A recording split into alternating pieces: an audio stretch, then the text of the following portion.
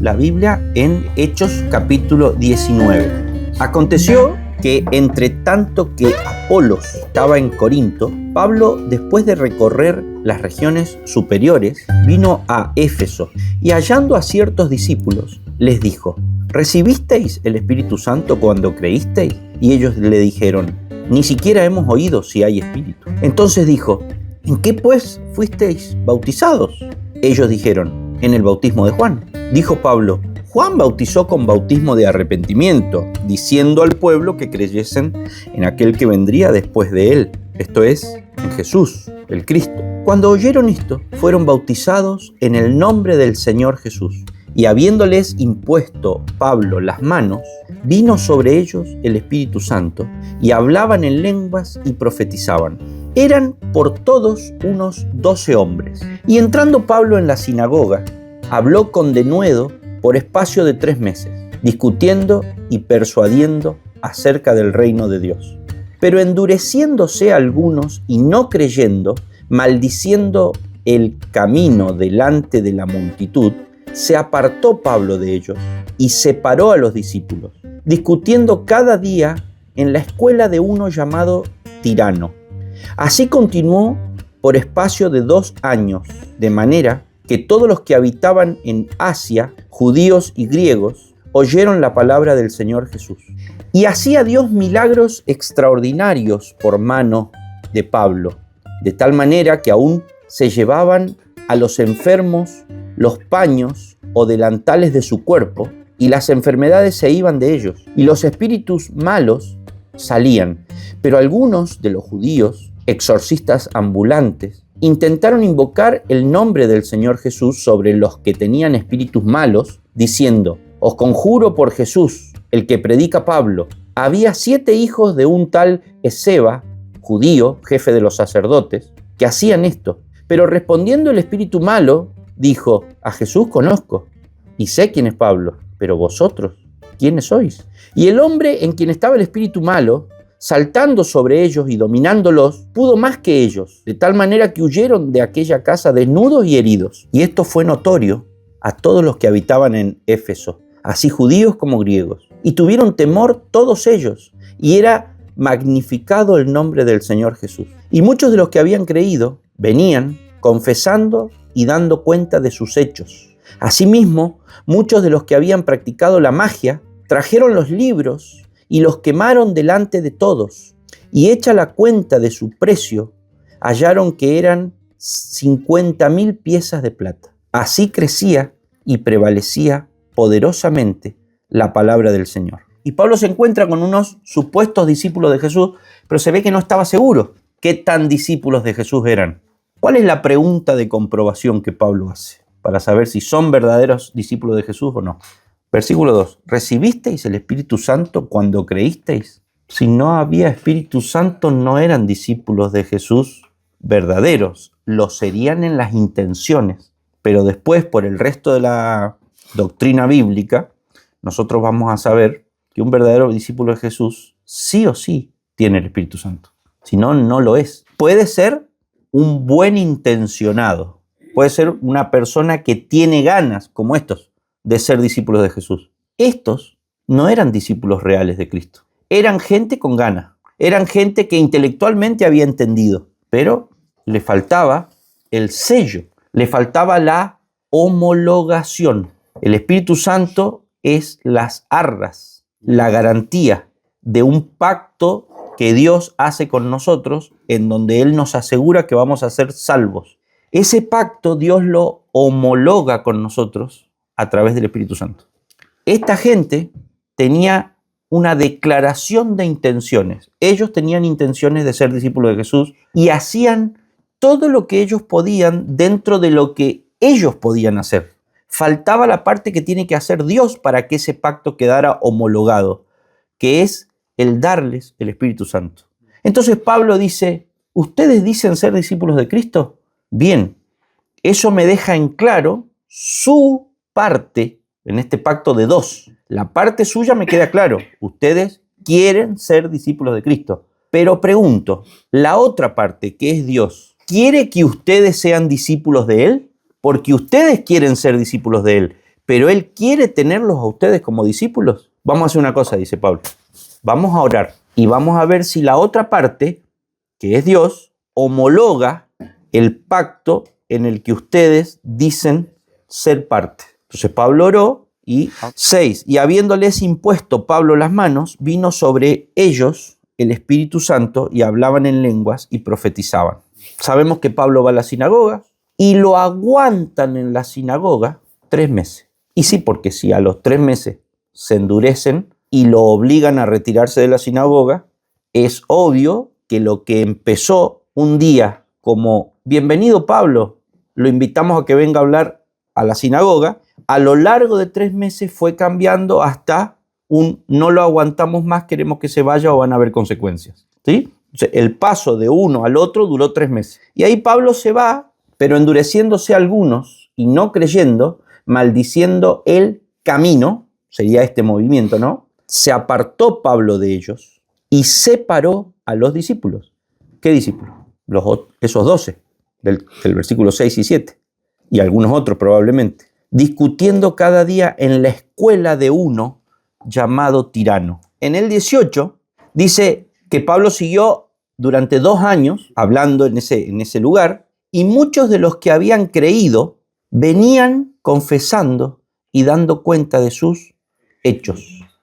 ¿Cómo evangelizaba Jesús que no propiciaba conversiones falsas por propias obras de justicia? Punto 1. Hacía el diagnóstico correcto. Decía que el problema del que debían ser salvos era el problema del pecado y la condenación, o sea, y que estaban condenados a la separación eterna de Dios producto de ese diagnóstico. Entonces, estas personas se ve que entendieron el diagnóstico porque cuando venían aceptando su diagnóstico, confesando y dando cuenta de sus hechos. Se refiere a los hechos pecaminosos, ¿no?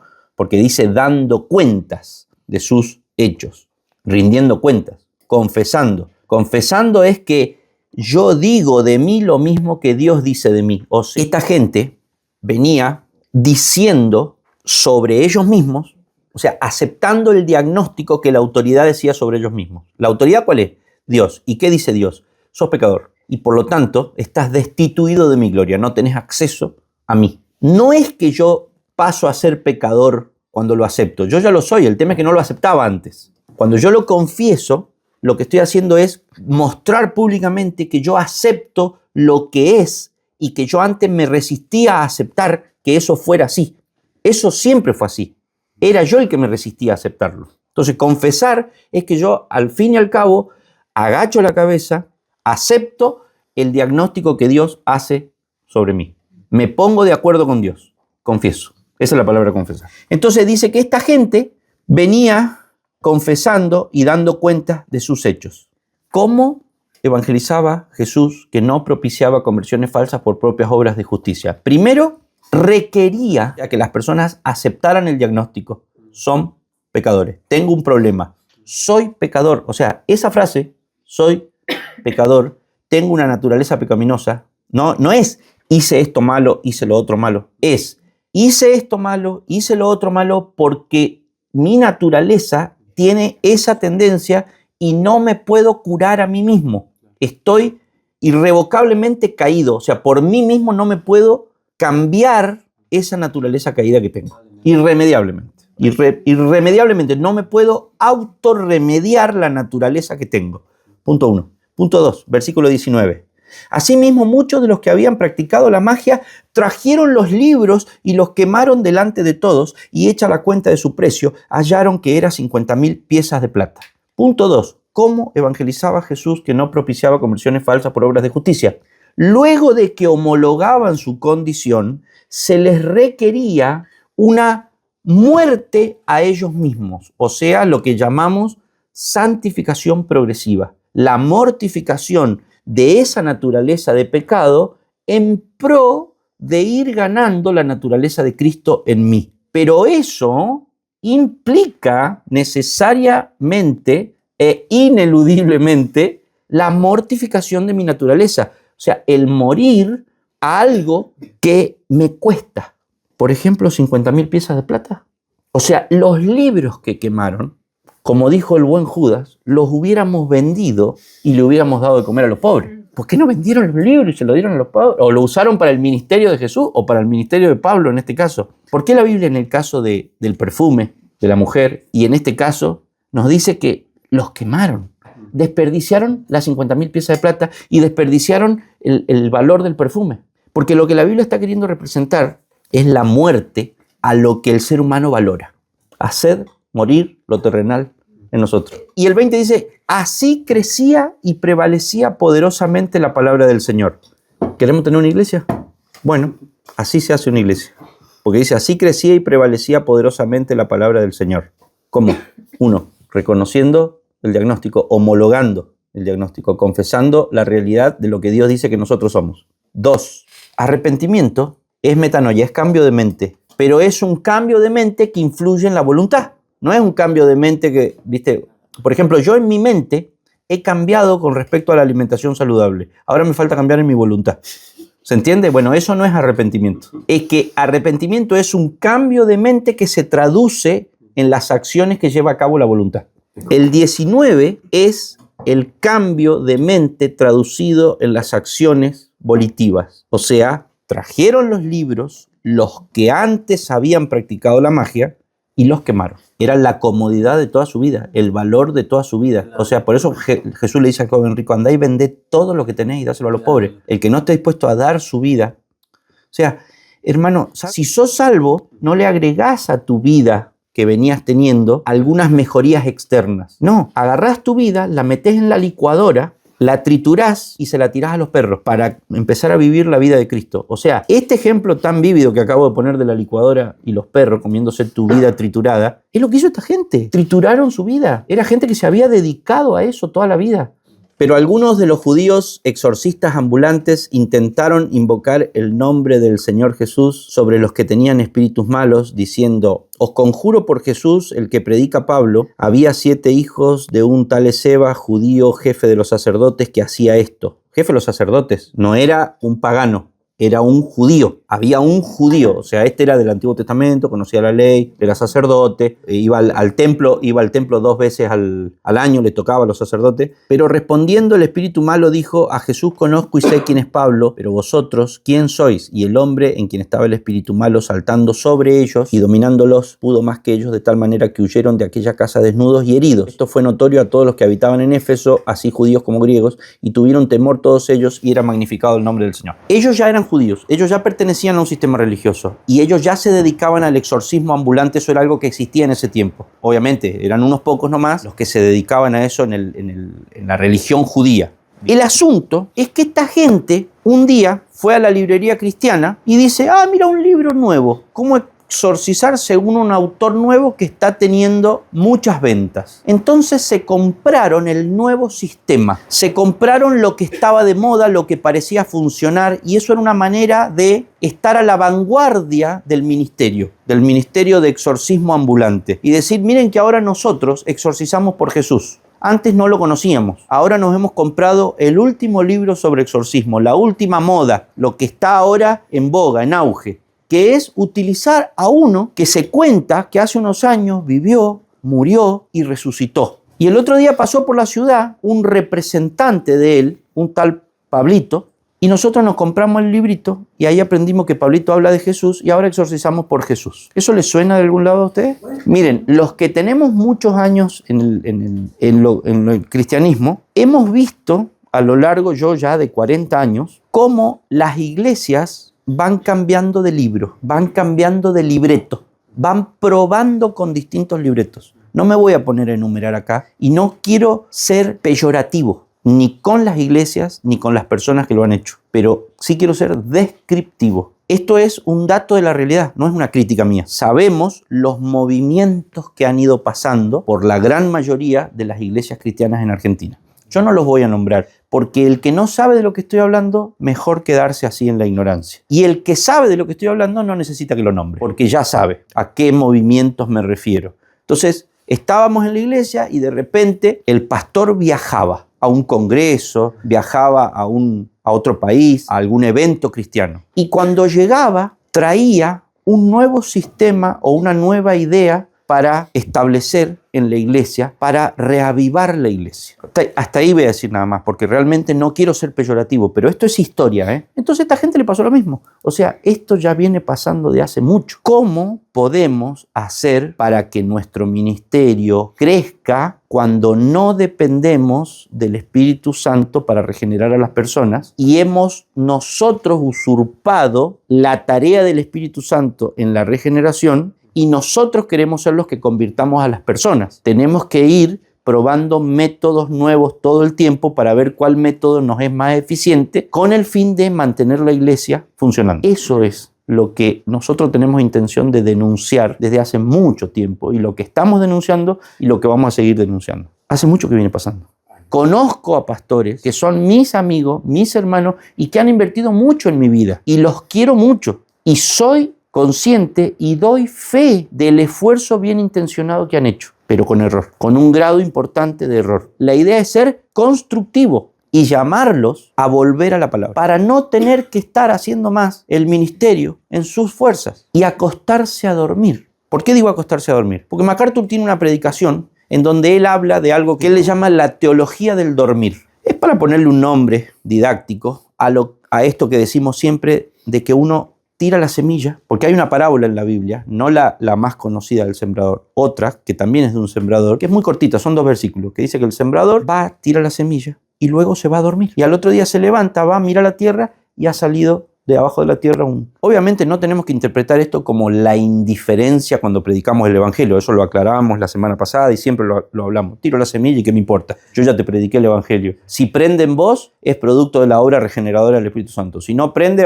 bueno, eras un reprobado, así que listo, tirás al infierno y los ángeles aplaudirán a Dios por hacer justicia a través tuyo. No estamos diciendo que ese debe ser el sentimiento, pero sí eso es una verdad teológica. Ahora, esa parábola de la que MacArthur desprende este concepto de la teología del dormir. Esa parábola lo que nos enseña es que nosotros tenemos una parte en el crecimiento del reino, que es la parte de sembrar la semilla. Pero después hay algo que ocurre adentro de la semilla, que es un proceso químico que nosotros no entendemos y que hace que al cabo de un par de días salga de adentro de la semilla un brote que después se va a convertir en una planta y va a dar fruto, etcétera, etcétera, etcétera. Y eso nosotros no lo manejamos, nosotros no podemos entender. Yo en lugar de dar la semilla, muchas veces hablo de el avión, que uno se sube a un avión y sabe que se sube acá y se baja en otra ciudad, pero uno desconoce cómo funciona el motor del avión, el sistema del avión, pero uno tiene la confianza que funciona. Entonces uno va y se gasta un montón de plata en un pasaje que sabe que lo va a depositar en otro lugar, aunque uno no entiende cómo es que esa máquina lo puede depositar en otro lugar. Uno, ¿qué hace arriba del avión? Duerme. Esa es la teología del dormir. Lo que nosotros queremos es decirle a nuestros hermanos, y obviamente predicarlo con el ejemplo, que volvamos a la palabra de Dios, entendamos eso a fin de que sea Cristo el que edifique la iglesia y no nosotros con nuestras buenas intenciones, usurpando el nombre de Cristo. ¿Vieron qué gráfico que es este pasaje en cuanto a eso? Ese versículo 20 que dice, así crecía y prevalecía poderosamente la palabra del Señor. ¿Cómo así?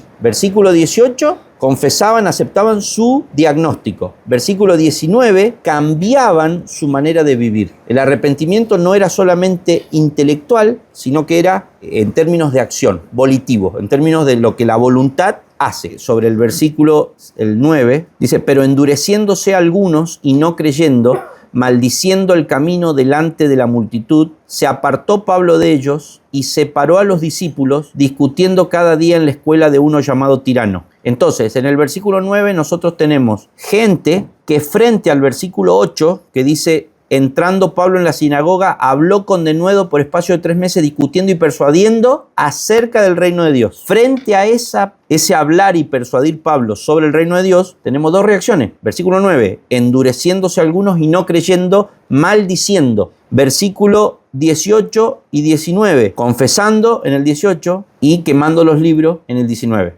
Entonces la pregunta es, ¿por qué frente a la predicación del Evangelio de Jesucristo, unos se endurecen y otros creen de verdad, aceptan que son pecadores y cambian la dirección en la que iban, porque eso es arrepentimiento, ¿no? La media vuelta. Bueno, ¿por qué? Yo anoté, según otros pasajes bíblicos que no vamos a leer, que pueden ser 3 las razones. Religiosidad sin fe, corazón endurecido y soberanía de Dios. Religiosidad sin fe. Algunos están tan aferrados a sus tradiciones, a sus interpretaciones, a sus posiciones de autoridad, que reciben el nuevo mensaje, el nuevo viejo mensaje, como una amenaza en lugar de como salvación. Fíjense, estos son los fariseos. Algunos están tan aferrados a sus tradiciones, a sus interpretaciones, a sus posiciones de autoridad, que reciben el nuevo mensaje como una amenaza a todo eso, a su status quo, a su posición conocida, a su posición de antaño que vienen practicando. Este mensaje nuevo, que en realidad es viejo, pero que es traído hoy nuevamente, lo reciben como una amenaza en lugar de como un mensaje de salvación. Entonces, esa sería la primera razón por la que algunos se endurecieron. Religiosidad,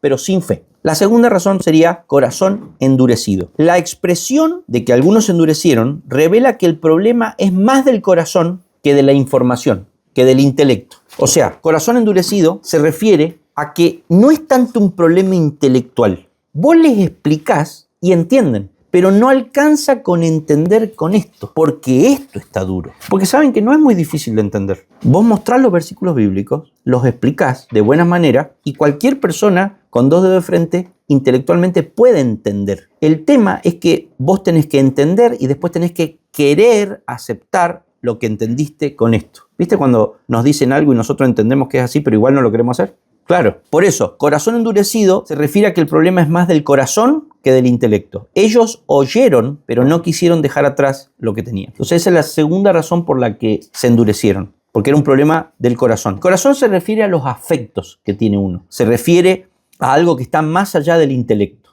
Y la tercera razón por la que se endurecieron es la soberanía de Dios. Dios endureció el corazón del faraón. O sea, muchos van a saltar a decir, entonces eso es culpa de Dios. ¿Por qué pues inculpa? Diría Romano, ¿no? Pero esa pregunta es muy fácil de responder. ¿Dios está endureciendo el corazón del faraón? Sí.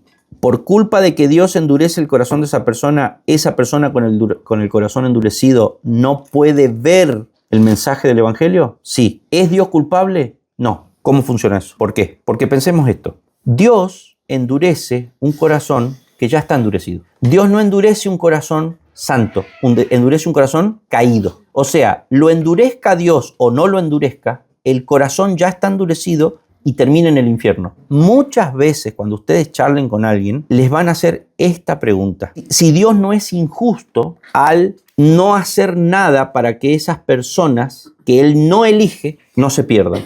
Dios es injusto porque elige a algunos y a otros no. Dios no es injusto al elegir a unos sí y a otros no, porque todos van camino al precipicio. Todos están perdidos. Todos pecaron y están destituidos de la gloria de Dios. A unas se hicieron necios. No hay quien entienda. No hay quien busque a Dios. Son 10 hombres que en 10 momentos distintos de su vida mataron a niños. Los 10 son pecadores. Los 10 están condenados. Viene un juez, elige a 5 para salvarlos. ¿Qué es lo injusto? ¿Que no elija a los otros 5 o que salve a los 5 que está salvando? Nosotros queremos justicia de Dios siempre y cuando no nos toque a nosotros. Muchos te van a decir, es injusto que Dios salve a algunos y a otros no. Perfecto. Son 10 hombres que asesinaron a 10, cada uno a un niño. Dios viene y dice, voy a salvar a 5. Y vos te enojás porque no salva a los otros 5. Pero el asunto que, te voy a decir algo. Entre los 5 a los que Dios decide salvar, está el que mató a tu hijo. ¿No te vas a enojar con Dios porque salve al que mató a tu hijo? ¿Cómo Dios va a salvar al que mató a mi hijo? Todos tienen que ir presos. Entonces, ¿cómo es? Antes te enojabas porque no salvó a los 10 y ahora te enojas porque salvó al que mató a tu hijo. Que nosotros tenemos una doble vara. Nosotros queremos justicia de Dios siempre y cuando no nos toque a nosotros. No nos afecte a nosotros, salvando al que mató a nuestro propio hijo. Pasemos limpio. Te van a decir, Dios es injusto porque salva a unos sí y a otros no. Respuesta, Dios no es injusto, porque todos estaban perdidos, todos estaban condenados. Lo justo es que todos sean condenados. Si hay algo que se pueda tachar de injusto, sería que salve a una parte de todos esos que mataron niños. Eso es injusto. Dios no puede salvar a uno que es culpable. Tiene que pagar sí o sí la culpa, porque si no, Dios es injusto. Por eso yo siempre digo que la clave está en explicar qué es el pecado. Y nosotros vivimos en una sociedad católica romana y protestante arminiana que dice, no sos del todo malo. Ese es el problema. Por eso yo siempre hablo del arminianismo. Sos totalmente malo. No estás enfermo, estás muerto. No hay quien entienda, dice la Biblia. No hay quien haga lo bueno. No hay quien, ni siquiera un poco. Entonces, esa es la refutación a ese argumento que vos estás diciendo que te van a decir. Porque saquemos los 10 asesinos y pongamos a 10 Madres Teresa de Calcuta. Son buenas obras. Es un león que no se come a los niñitos porque está encerrado en la jaula de la religión, pero sigue siendo un león. ¿Se entiende? Y esa es la forma de explicar correctamente qué es lo que es el pecado. El protestantismo arminiano, en mucho menor medida, muy sutilmente, comete el mismo error que el catolicismo romano, que es cambiar la definición de pecado. Lleva la definición de pecado a las obras, cuando la definición de pecado debe pasar por la naturaleza. Porque las obras, buenas o malas que hacemos, son consecuencia de la naturaleza que tenemos. Entonces, podemos encerrar al león en la jaula de la religión para que no cometa las malas obras de comerse a los niñitos, pero aún encerrado el león adentro de la jaula de la religión, no comiéndose a los niñitos porque está encerrado en la jaula de la religión, no hemos cambiado la naturaleza del león. Hemos cambiado las obras del león, pero no la naturaleza. Muchas personas dicen, no juzgues, no saques a relucir los errores de los demás. No digas que somos pecadores. No digas que hay gente que se va a ir al infierno. No hables del infierno porque Dios es amor, porque Dios es bueno, porque Jesucristo es un salvador, porque Jesucristo vino al mundo para salvar a las personas. Porque, ¿qué dice Juan 3:16? Porque de tal manera amó Dios al mundo que ha dado a su Hijo unigénito para que todo aquel que en él cree no se pierda, mas tenga vida eterna. ¿Viste que Dios es bueno y que Dios quiere que todos se salven y que nadie se pierda? Lo cual es otro versículo de la Biblia. Dios es amor. Y el 17 dice, porque no envió Dios a su Hijo al mundo para condenar al mundo, sino para que el mundo sea salvo por él. ¿Ves? Vos condenás, vos decís que hay gente que se va a ir al infierno y Dios te está diciendo que Él es bueno, que Él es amor, que Él dio a su propio Hijo por amor a los demás para que nadie se salve, para que nadie se pierda, para que todos se salven, porque Dios no mandó a su Hijo a condenar al mundo. No hacía falta. El mundo ya estaba condenado antes que viniera Jesús. Eso lo dice el 18. El que en Él cree no es condenado, pero el que no cree ya viene condenado de antes ya. El problema es que nosotros no sabemos, punto 1, que somos pecadores. Punto 2, que vivimos en pecado. Punto 3, estamos destituidos de la gloria de Dios. Obviamente Jesucristo no mandó, Dios no mandó a Jesús a condenar. ¿Para qué va a mandar a condenar si ya están condenados? Mandó para salvar, o sea, si ya están condenados. Entonces, cuando el versículo 16 y 17 dice que Dios amó tanto al mundo que mandó a su Hijo para salvar, está diciendo que están condenados. Porque ¿para qué vos mandás a alguien a salvar? Entonces, si te está mandando un salvador es porque estás perdido. Entonces, Juan 3:16 lo que dice es que estamos perdidos. Es el versículo por excelencia de la Biblia que dice que somos pecadores condenados. ¿Por qué? Porque Dios nos está diciendo, muchachos, ahí les mando el doctor con el del desfibrilador. ¿Por qué decís que estamos muertos en pecado? Y porque Dios te está diciendo que te mande el doctor con el desfibrilador. Me gustaría hacer un cierre de lo último que se habló, el tema del endurecimiento del corazón, que algunos se endurecieron, ¿sí? Y yo dije que las 3 causas por las que se endurecían, la última era por soberanía divina, porque Dios endureció el corazón. Ese endurecimiento que Dios hizo sobre el corazón de las personas no fue un endurecimiento activo. No es que las personas estaban, yo quiero escuchar el evangelio que Pablo predica, pero siento que Dios está endureciendo mi corazón. Entonces al final me termino yendo al infierno porque aunque yo quería ser salvo y quería escuchar el mensaje, pero Dios me eligió para que yo fuera el faraón, para que yo fuera endurecido. No es así. Esas personas ya estaban condenadas, ya estaban endurecidas, y Dios, ¿qué hizo? Simplemente las dejó ser. No es que eran buenas y Dios las eligió para que fueran malas. No, ya la tenían a la maldad, ya eran malas, y Dios no las modificó. No hizo el milagro de la regeneración en ellos. Las otras personas que sí escucharon el mensaje de Pablo eran igual que estas, pero ellas sí recibieron la gracia de Dios a través del milagro de la regeneración, que es recrear en ellos un corazón de carne, según Jeremías y Ezequiel, para que ese corazón responda a la verdad del evangelio. Así es como funciona, ¿sí? Esa es la doctrina de la elección y de la reprobación. Todos estamos reprobados, pero Dios elige a algunos para salvación y a otros no es que los elige para el infierno, simplemente los deja seguir el camino por el que van al infierno.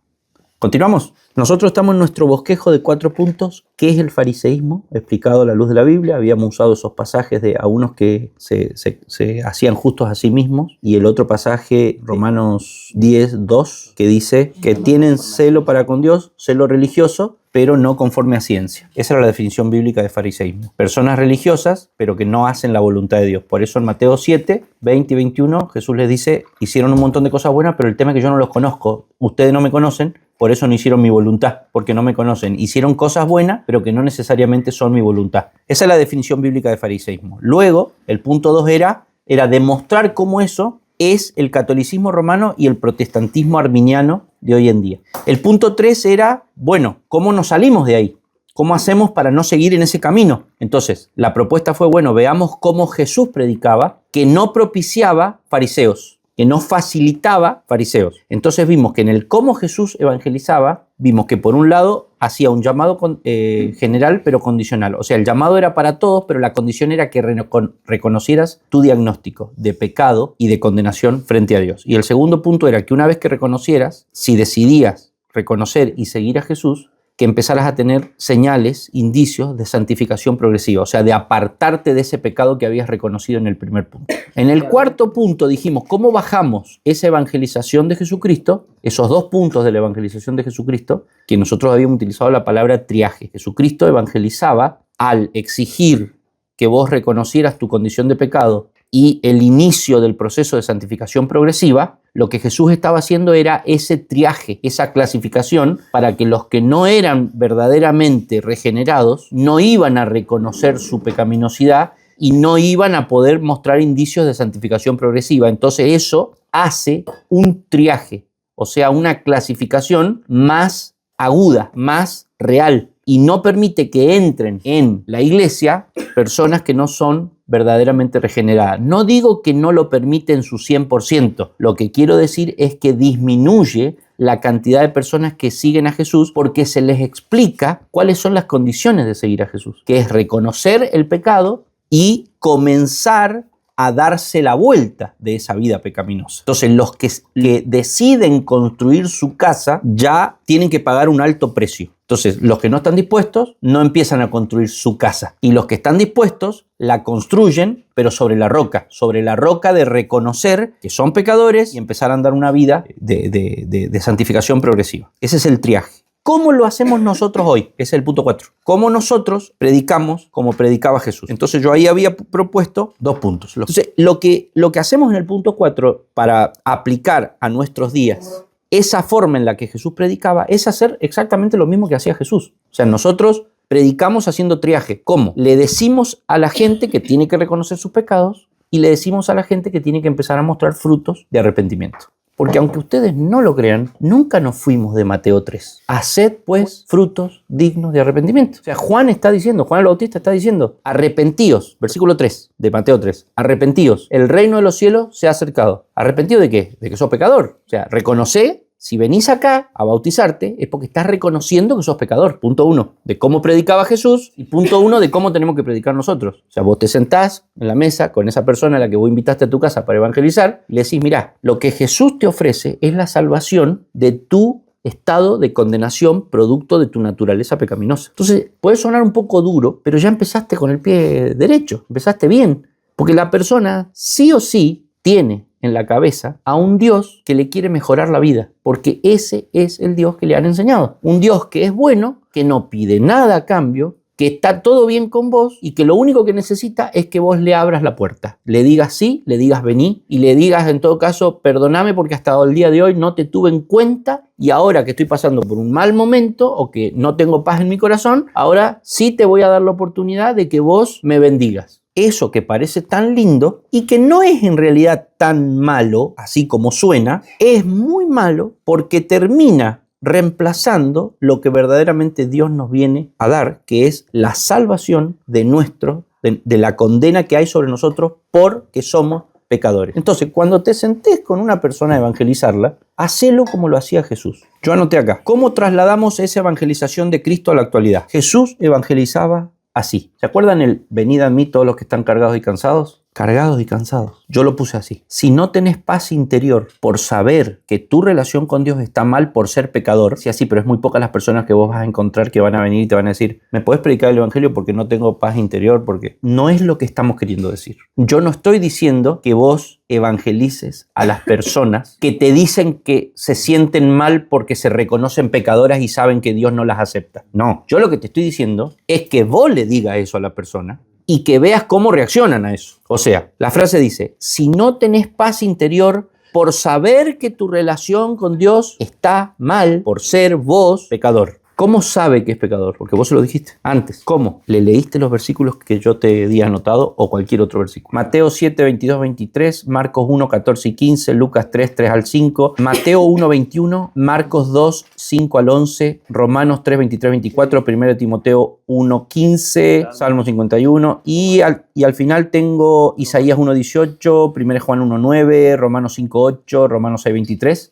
Mateo 1, 21. Y dará a luz un hijo y llamará su nombre Jesús, porque él salvará a su pueblo de sus pecados. Vos estás sentado con la persona. Tenés que cambiarle el concepto que tiene en la cabeza de qué es lo que Dios le ofrece. La mejor vida es la añadidura. No es que Dios no le ofrece una mejor vida. Sí, le ofrece una mejor vida. Pero la mejor vida es una vida mejor, no producto de bendiciones económicas, prosperidad o salud, sino producto de paz interior por saber que va al cielo, aunque le estén matando al hijo sentado en su falda, como a los mártires de la iglesia primitiva. Esa es la vida mejor que Dios le ofrece. Veo los cielos abiertos, decía Esteban mientras lo estaban apedreando. La prosperidad es opcional. No es lo que representa la mejor vida. No es el evangelio. La buena noticia no es prosperidad ni salud. Es paz con Dios. Es paz con Dios. Entonces, esa es la idea que le tenés que cambiar en la cabeza. Vos le tenés que decir que el problema que tiene no es la falta de prosperidad, la falta de salud o el bestia al marido que la trata mal. No. El problema que tiene es que Dios no la acepta. Es el problema de la condenación. Tiene sobre su vida algo peor que los problemas económicos.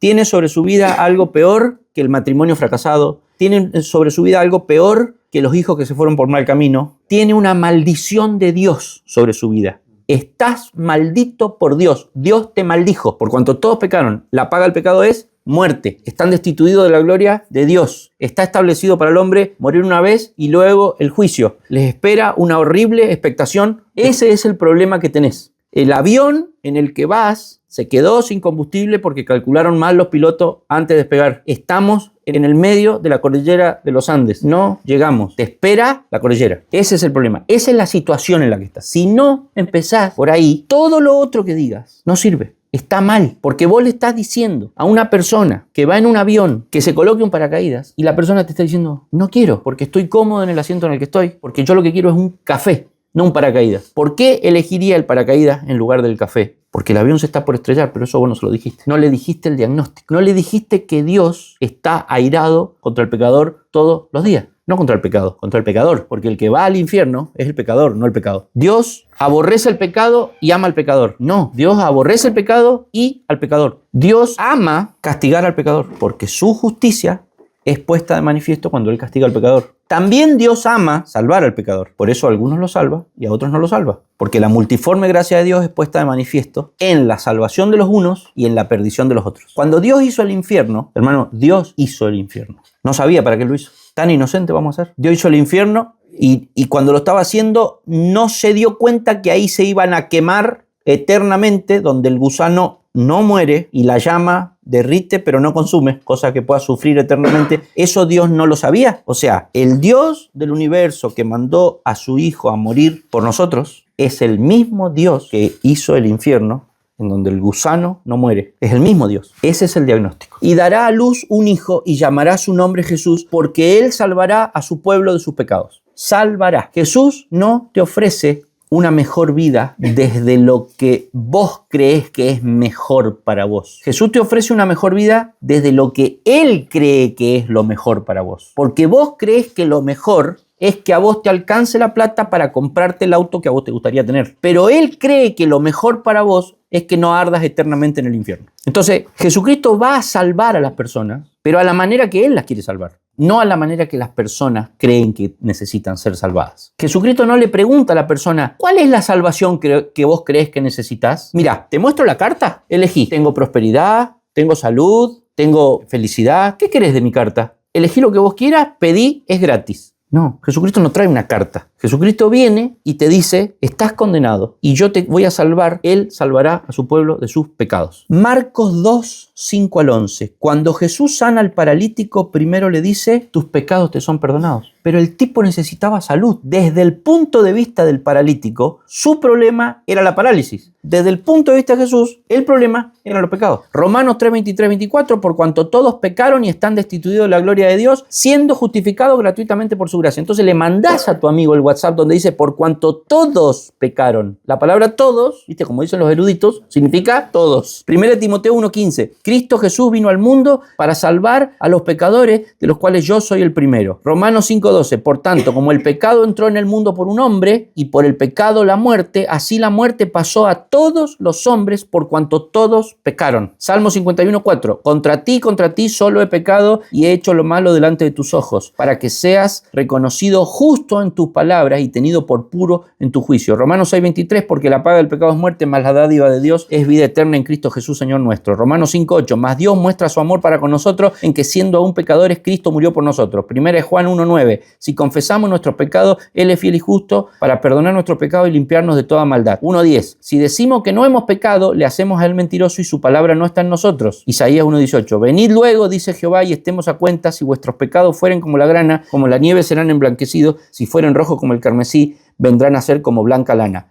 Todos esos versículos no son para mí. Yo no soy pecador. Yo no necesito que Jesucristo me solucione ese problema. ¿Significa que esa persona no es salva? Y hoy no. Mañana no sé. Vos seguirás insistiendo con esa persona todas las veces que pueda hasta el día de la muerte. Esa persona puede ser la mujer en el pozo de Juan 4, que el mismo día que se encontró con Jesús la vio, o puede ser el que estaba crucificado a la par de Jesús, que la vio el último día de su vida. Y vos no sabés cuál de las dos es. Entonces vos le vas a predicar hasta el último día, porque vos no sabés si antes de dar el último suspiro la ve. Nosotros no sabemos quién es elegido y quién no es elegido. Entonces nosotros le predicamos siempre. Lo que no hacemos es declarar salvo a una persona porque reconoció con una oración. Ni siquiera porque reconoció verbalmente, por lo que profesa. Lo que profesa puede ser el indicio de una salvación real que luego va a ser confirmada a lo largo de la santificación progresiva en su vida. Por eso ese es el punto 2. Por eso yo expliqué, Jesucristo predicaba así, pero después seguía predicando así. Por eso el Evangelio es para empezar, para seguir y para terminar. Vos seguís filtrando a la persona por el Evangelio.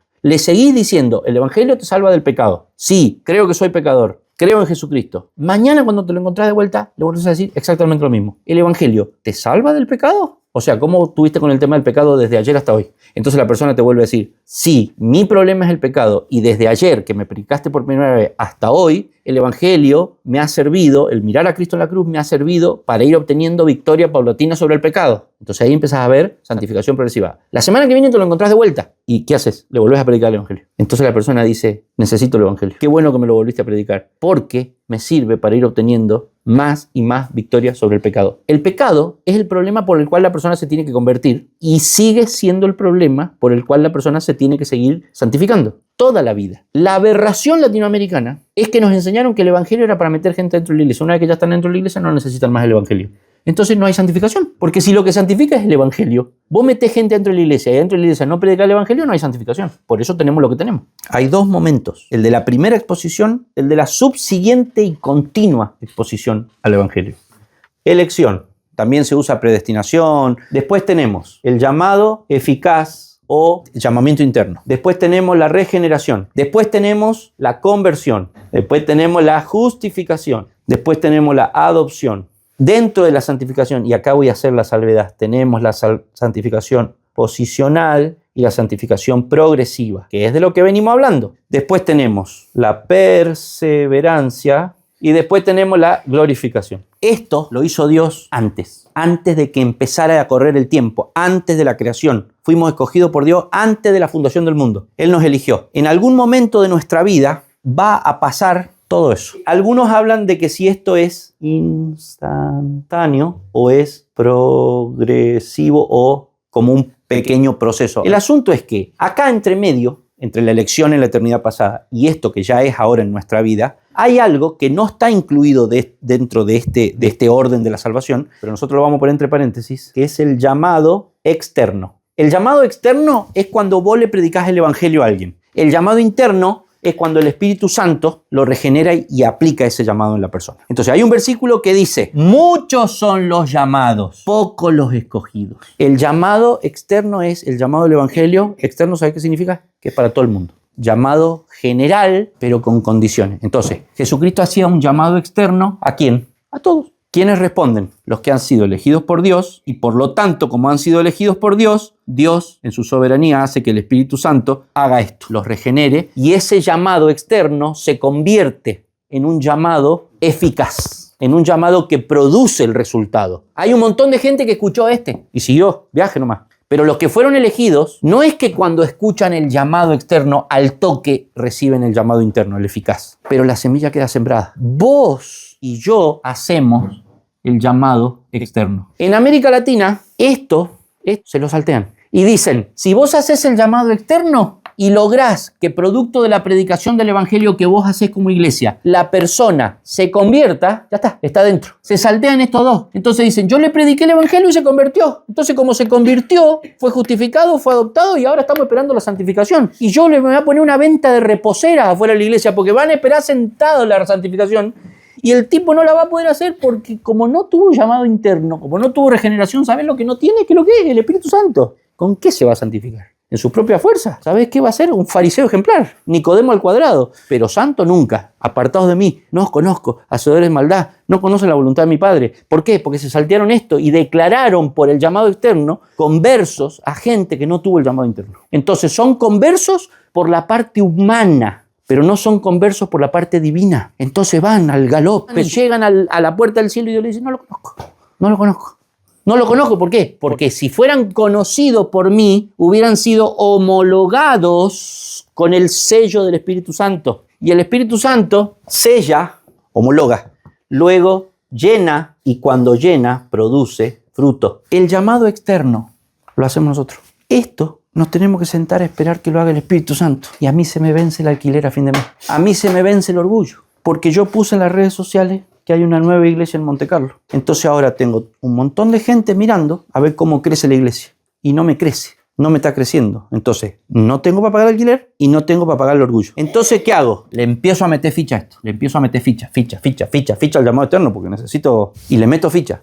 Pero claro, meterle ficha significa, vengan. Y con el evangelio verdadero no me compran porque su naturaleza pecaminosa quiere algo que sea en función de ellos. Y yo le estoy dando algo que es el evangelio verdadero, que es en función de la gloria de Dios. Y la gente me mira y me dice, ¿y algo para la gloria mía? Entonces me empiezo a correr de a poquitito y sin darme cuenta y sin mala intención, me empiezo a correr a un evangelio más centrado en el hombre, no tan centrado en Dios, porque el evangelio centrado en Dios no le hace cosquillitas al corazón centrado en el hombre de las personas. Entonces me empiezo a correr y termino en un evangelio centrado en el hombre, antropocéntrico, en un evangelio de la prosperidad, en donde ahora ya Dios no te pide nada y te ofrece todo, y vos no ofrezcas nada y pedí todo. Terminamos teniendo una iglesia que no es iglesia, con cristianos que no son cristianos, con santificación que no es santificación, es fariseísmo, es externo, es sepulcros blanqueados, es poner al león en la jaulita de la religión y decir, mira qué bien que se porta. Por eso se sacan los ojos entre ellos dentro de las iglesias. Claro, no hay amor y humildad, porque como no hubo sellado del Espíritu Santo, menos va a haber llenura y menos va a haber fruto, porque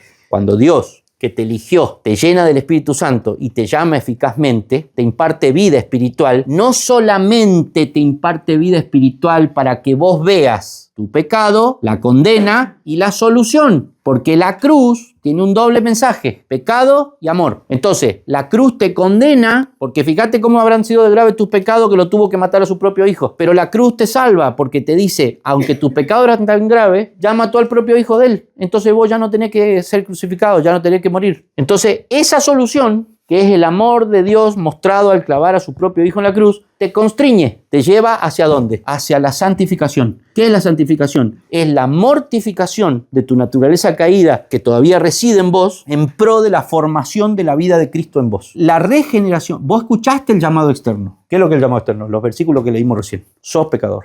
Es el título que yo le quiero poner a nuestra iglesia. Pero esta se va a llamar la iglesia de los pecadores. Fíjense esto, miren. El llamado externo es la palabra, la Biblia. La Biblia, es la palabra escrita que antes fue la palabra encarnada.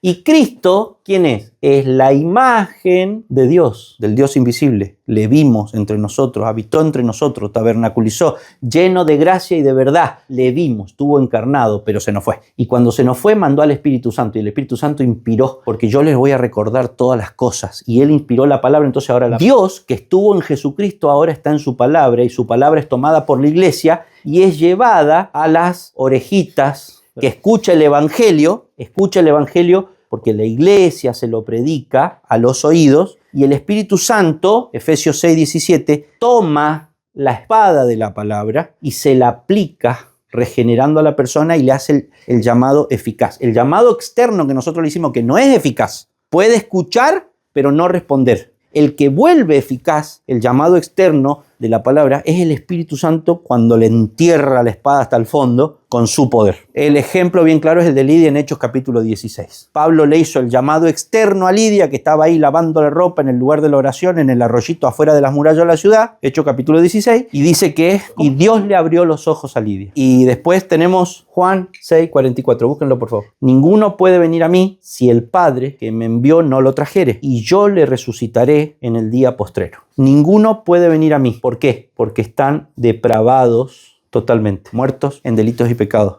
El hombre natural no percibe las cosas de la carne, del espíritu, porque para él son locura y no las puede entender, porque se han de discernir espiritualmente. Están muertos en delitos y pecados. Entonces nadie puede venir a mí. No hay justo ni aún uno. Todos se hicieron necios, todos los versículos que decíamos recién. No hay quien busque a Dios. Ninguno puede venir a mí. Si el Padre, elección incondicional, elige porque quiere, no porque ve una condición en vos. Los arminianos dicen que es cierto que Dios eligió a algunos para salvación y a otros los dejó pasar. Pero ¿por qué eligió a los que eligió? Porque Dios, como es atemporal, vino a lo que es nuestro futuro, que para Él es un eterno presente, y vio quiénes iban a levantar la mano y iban a aceptar a Cristo en su corazón. Entonces los vio y dijo, como este va a levantar la mano, entonces yo vengo al pasado y lo elijo. Eso no se llamaría elección, ¿me entendés? Voy a dejar un ejemplo muy cristiano.